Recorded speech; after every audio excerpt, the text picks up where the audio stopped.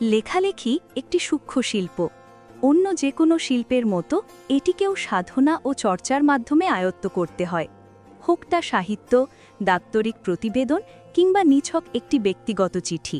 ভালো লেখার জন্য ধৈর্য ও অনুশীলনের কোনো বিকল্প নেই। বলা হয়ে থাকে, যার চিন্তা যত স্বচ্ছ তার লেখা তত উন্নত। অগোছালো মন সবসময় অগোছালো লেখার জন্ম দেয়। তাই লেখার আগে নিজের চিন্তাকে গুছিয়ে নেওয়া জরুরি।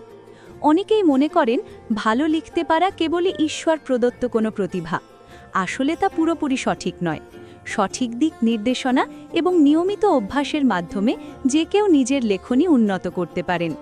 ভালো লেখার জন্য কি শিখবেন, কিভাবে লিখবেন এবং কোন বিষয়গুলো বর্জন করবেন তা জানা থাকা অত্যন্ত আবশ্যক।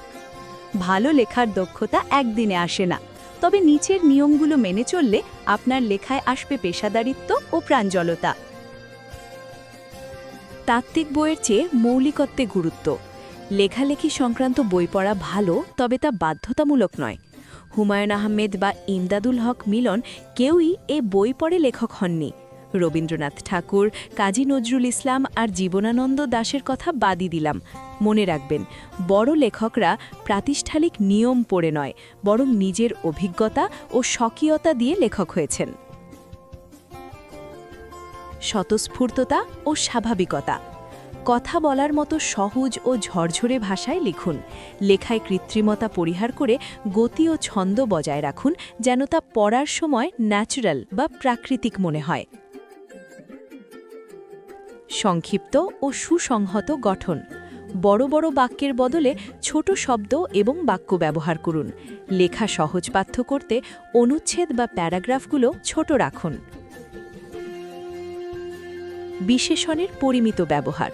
বিনা প্রয়োজনে অতিরিক্ত বিশেষণ বা অ্যাডজেক্টিভস ব্যবহার করবেন না। প্রয়োজনের চেয়ে বেশি বিশেষণ লেখাকে ভারী ও বিরক্তিকর করে তোলে। বর্ণনায় পরিমিতিবোধ। যে কোনো বিষয়ের বর্ণনা 2 পৃষ্ঠার মধ্যে সীমাবদ্ধ রাখার চেষ্টা করুন। দীর্ঘ বর্ণনা অনেক সময় পাঠকের ধৈর্যচ্যুতি ঘটায়। প্রাসঙ্গিক উদ্ধৃতি। অপ্রয়োজনীয় এবং অপ্রাসঙ্গিক কোটেশন পরিহার করুন। উদ্ধৃতি যেন মূল লেখার বিষয়বস্তুকে সমৃদ্ধ করে। সময় নিয়ে পুনঃপাঠ। আবেগের বশবর্তী হয়ে কোনো কিছু লিখেই সাথে সাথে সোশ্যাল মিডিয়া বা প্রকাশকের কাছে পাঠাবেন না। লেখাটি কয়েকবার পড়ুন অথবা পরের দিন সকালে ঠান্ডা মাথায় পুনরায় যাচাই করুন, কারণ তাৎক্ষণিক আবেগের লেখায় অনেক সময় বিভ্রান্তিকর চিন্তা থেকে যেতে পারে। এতে আবেগের বশবর্তী হয়ে করা ভুলগুলো চোখে পড়বে। সম্পাদনা বা এডিটিং। সম্ভব হলে আপনার লেখাটি অন্য কাউকে দিয়ে পড়িয়ে নিন। অন্যের চোখে ভুল বা অসঙ্গতিগুলো দ্রুত ধরা পড়ে। বার্তার স্বচ্ছতা। আপনি যা বোঝাতে চেয়েছেন লেখায় তা স্পষ্ট হয়েছে কিনা তা নিশ্চিত করুন। পাঠক যদি লেখকের মূল উদ্দেশ্যই না বোঝে, তবে সেই লেখার গুরুত্ব কমে যায়। সরাসরি যোগাযোগ। চিঠি বা মেমোর ক্ষেত্রে যদি সরাসরি কথা বলার সুযোগ থাকে, তবে জটিল লেখার আশ্রয় না নিয়ে সরাসরি যোগাযোগ করাই শ্রেয়। পরিশেষে বলা যায়, ভালো লেখা কোনো ম্যাজিক নয়, বরং এটি নিয়মিত চর্চা ও ধৈর্যশীল সংস্কারের ফসল। উপরের এই 10টি শর্ত আপনার লেখাকে আরও অর্থবহ ও আকর্ষণীয় করে তুলবে। মনে রাখবেন, প্রতিটি মহান লেখকের শুরুটা হয়েছিল একটি সাধারণ শব্দ থেকে।